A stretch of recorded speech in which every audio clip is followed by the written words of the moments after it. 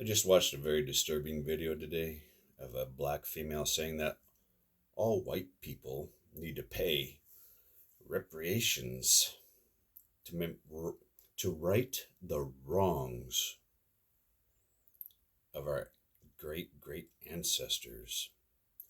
First off, let me educate all of you people who think that way. To assume that every white person out there including their ancestry, used to own slaves, that means you are a very narrow, shallow minded individual. For example, I'm just going to use myself. I am a third generation United States citizen.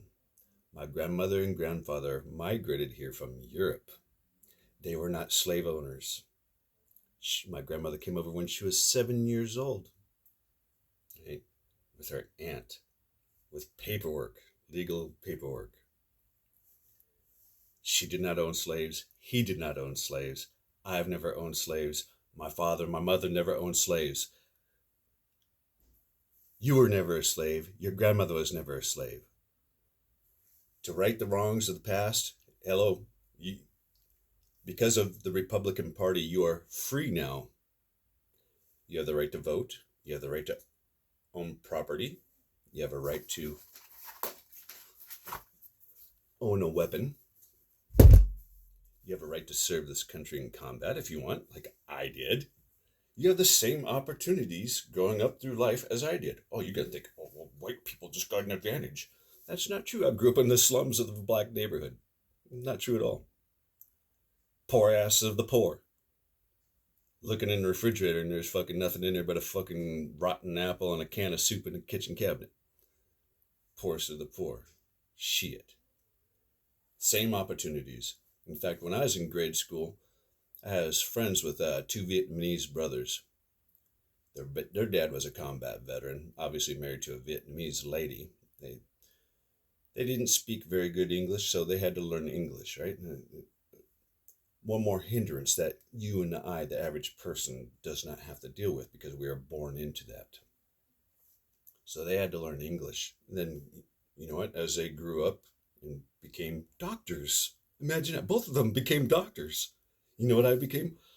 A gas station attendant, and then a woodworker, and then I served my country. I had the same fucking opportunity as they did. Don't tell me it's the white man pushing you down and the white man owes you something. Shit, you want help moving back to your country? I'm sure there's some white people out there that will gladly help buy you a ticket, move back to Africa where you can be chased by the fucking lions and tigers throughout the savannah in your grass dress and living in a teepee or a hut, whatever the fuck they call those things. Furthermore, how do you think you people arrived here? Do you think white people just showed up in a fucking UFO and then we beamed our little light down there and we snatched you up into our ship and then flew you to the United States? Is that how you think it happened? Think about this logically. Apply a little bit of logic. What happens is you're sold by your black master, a slave owner. That's right. You were sold. You were a commodity. Speaking in the past, your ancestors were sold. You were a commodity to a white person or to other black people throughout Africa. You are a commodity, a trading item. You want to pick a fight with somebody? Go pick a fight with the people of Africa. I'm just saying, that's where you need to start, because picking on white people is not the answer, not the solution. And you people on welfare, you're still a slave. You just don't know it yet. Just because they freed you from the handcuffs doesn't mean you're not voting for the Democrat Party for the next 200 years, because they introduced something called the welfare system where you think you're free and you're not.